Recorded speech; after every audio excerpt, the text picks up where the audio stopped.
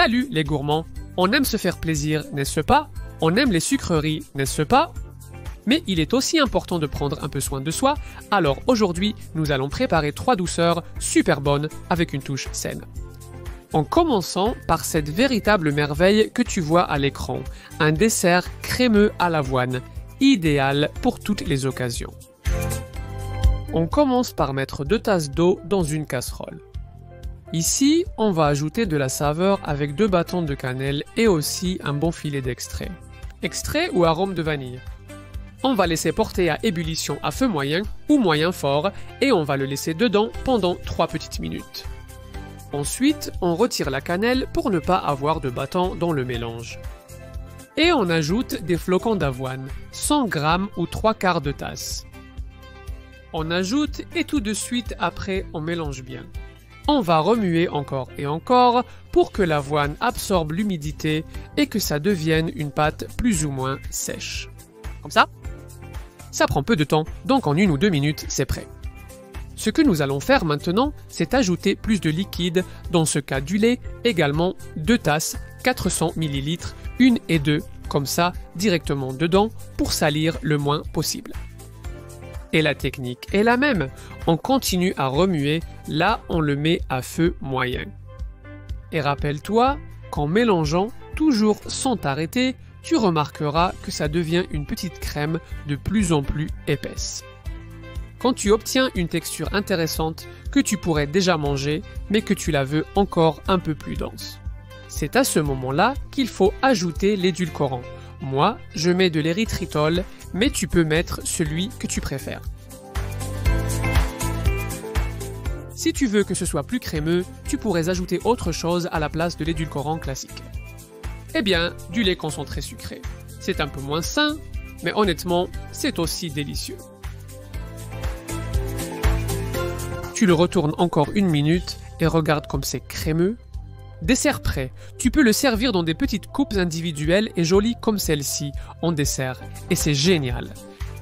Bien sûr, pour le servir, tu peux le déguster directement chaud ou tu peux le garder au réfrigérateur.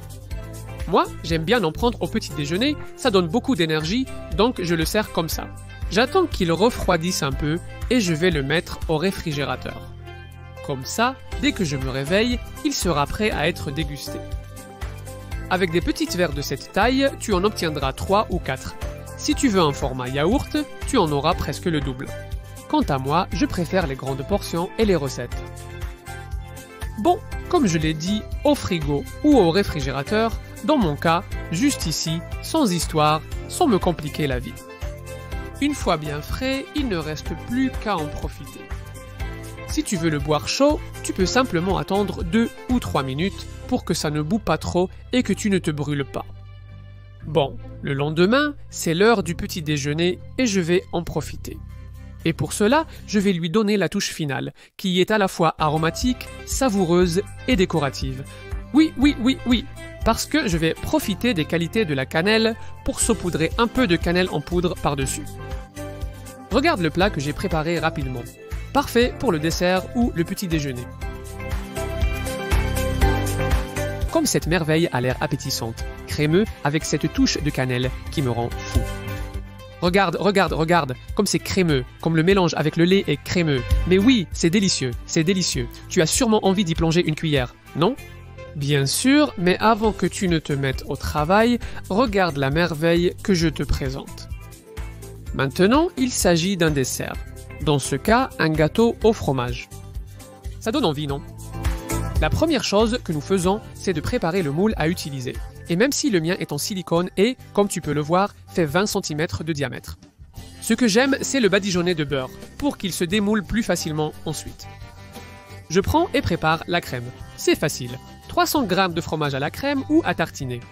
Je le mets dans un grand récipient et avec la même spatule de pâtisserie, qu'on appelle aussi maryse. On le mélange jusqu'à ce qu'il devienne bien crémeux. Une fois qu'il est bien crémeux, on ajoute les œufs. Concrètement, 3 gros œufs de taille L, qui sont censés peser plus de 63 g. On mélange jusqu'à ce que ce soit à peu près bien incorporé aussi. Ce n'est pas obligé d'être parfait, mais il faut que ce soit à peu près bien mélangé. Ensuite, on ajoute l'édulcorant selon votre goût. dans mon cas, de l'érythritol. J'imagine que tu te doutes bien qu'il fallait encore mélanger pour que tout s'intègre parfaitement. Pour finir, on incorpore le dernier ingrédient, la crème liquide, aussi appelée crème à fouetter ou à monter. Concrètement, 300 ml ou une tasse et demie. Et une fois de plus, on donne le dernier coup de main, on mélange une dernière fois. Et avec cela, dans le moule que nous avions préparé au début. Une fois que tu l'as mis dedans, qu'est-ce que tu vas faire? Eh bien, il suffit de profiter jusqu'à la dernière goutte et au four. Avec cela, nous l'avons préchauffé à 180 degrés Celsius, ce qui fait environ 355 Fahrenheit, avec chaleur en haut et en bas. Et on va le laisser jusqu'à ce qu'il soit bien pris, que tu vois qu'il soit doré en surface. À cet instant, la personne que tu vois là est sortie. Dans mon cas, ça a pris presque 50 minutes. Une fois qu'on l'a, on le laisse tiédir un peu. Regarde comment ça sortait juste du four. Et quand c'est tiède, on le prend. Il aura un peu perdu de volume et on le met au réfrigérateur pour qu'il finisse de se compacter et qu'il soit parfait. Normalement, 2 heures suffisent largement. Maintenant, tu veux le préparer la veille pour ne pas avoir de stress? Aucun problème, il sera délicieux et parfait. Ensuite, il suffit de démouler et de déguster. Alors, bouge un peu le moule et fais ça. Tu le mets sur une assiette. Il sera retourné. Et ensuite, tu mets une autre assiette dessus et c'est prêt à servir et à présenter. Voilà, regarde. Quel aspect, bien crémeux, bien crémeux. Et maintenant, le plus important, c'est que dans les desserts, comme chez les personnes, c'est l'intérieur qui compte.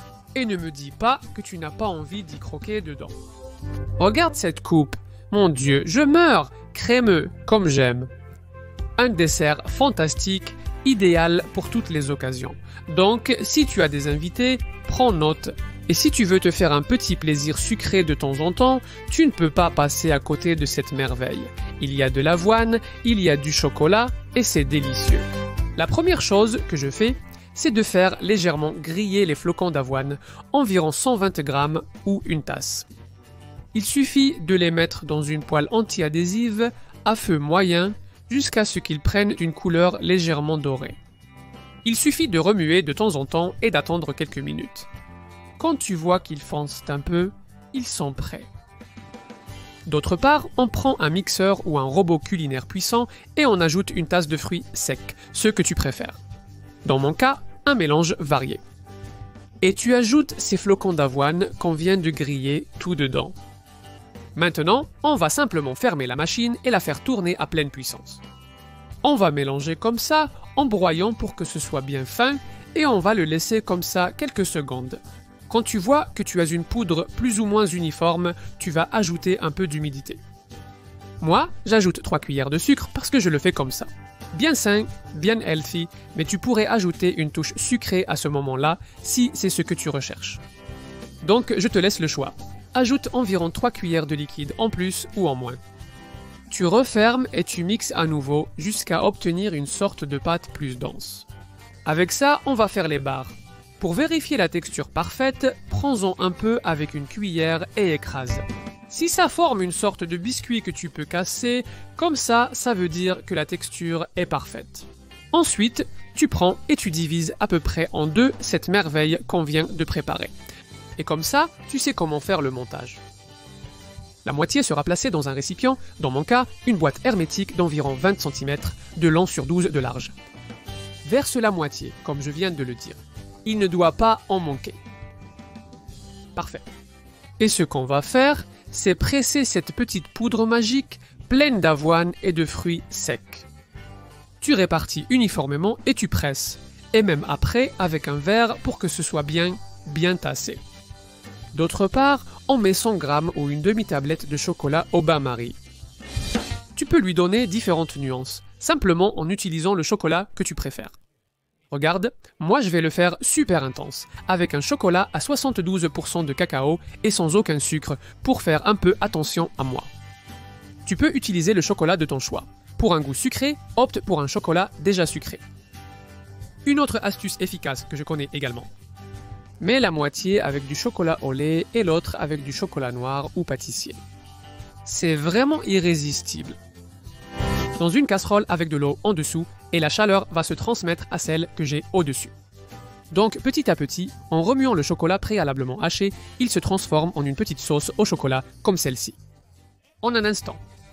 Maintenant, la touche magique. 1/3 de tasse ou 50 g de beurre de cacahuète ou beurre d'arachide, comme on l'appelle différemment selon les pays, sans sucre ni rien, juste du beurre pur, simplement de la cacahuète ou de l'arachide broyé, tu mélanges bien.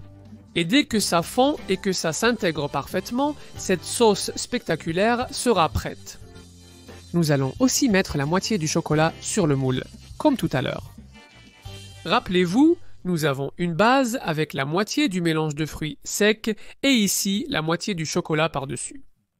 Ce que nous allons faire, c'est l'étaler un peu et même bouger un peu le moule, parce que comme c'est liquide, cela t'aidera à obtenir une couche plate, lisse et uniforme.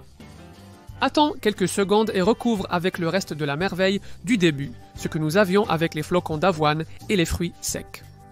Encore une fois, il faudra bien l'étaler pour obtenir une couche uniforme. Et on va aussi le tasser, un petit peu, avec cette même spatule de pâtisserie et le dessous d'une cuillère qui est parfait pour ça. On dirait un outil conçu spécialement pour ça. Une fois que tu l'as un peu aplati et légèrement pressé, tu ajoutes le reste du chocolat. Voilà, rappelle-toi, du chocolat avec du beurre de cacahuète ou d'arachide. Essaye-le si tu ne l'as jamais fait, cette combinaison est toujours gagnante. Répartis bien le chocolat pour qu'il forme une couche bien plate, fine et lisse. Et maintenant, place à la décoration. Tu peux utiliser la même astuce, le même beurre de cacahuète. Tu fais quelques petites lignes comme ça, parfait, puis avec un cure-dent ou un petit couteau, tu traces des traits pour donner un peu de volume. Regarde comme c'est joli et tu vois qu'avec très peu d'efforts, on peut obtenir une finition différente. Joli, rapide et on dirait presque que tu l'as acheté. Par contre, il faut le laisser reposer au réfrigérateur au moins 2 heures pour que les saveurs et la texture se raffermissent. Une fois ce temps écoulé, tu peux le sortir et en profiter. Je te rappelle quand même que tu peux le préparer la veille sans aucun problème. Alors, tu le sors, tu profites de ce papier sulfurisé qu'on avait là et il ne reste plus qu'à couper. Tu peux faire les parts comme tu veux, mais moi j'aime bien qu'elles soient bien grosses, genre gâteau individuel. Alors aujourd'hui, tu peux te faire plaisir et prendre soin de toi en même temps, 2 en 1. Et tu sais ce que je dis toujours, le meilleur des desserts est à l'intérieur. Et l'intérieur de ce dessert parle de lui-même. Une texture moelleuse avec de l'avoine légèrement grillée à l'intérieur, c'est un vrai régal. Regarde ce gâteau et cette tranche. Tu aimerais sûrement en avoir un près de toi quand tu as un petit creux. Un dessert idéal avec cette petite touche saine. J'espère que tu as pris des idées, que les 3 t'ont plu et que tu me diras en commentaire quel est ton dessert sain préféré. En plus, dis-moi lequel des 3 tu as préféré. Si c'est la merveille crémeuse du début, si c'est ce cheesecake, ou si c'est le dessert au chocolat de la fin. Dis-moi ta décision dans les commentaires. Comme moi, je te mets cette autre vidéo qui apparaît ici. Clique sur le petit carré que YouTube me dit être ta prochaine vidéo préférée.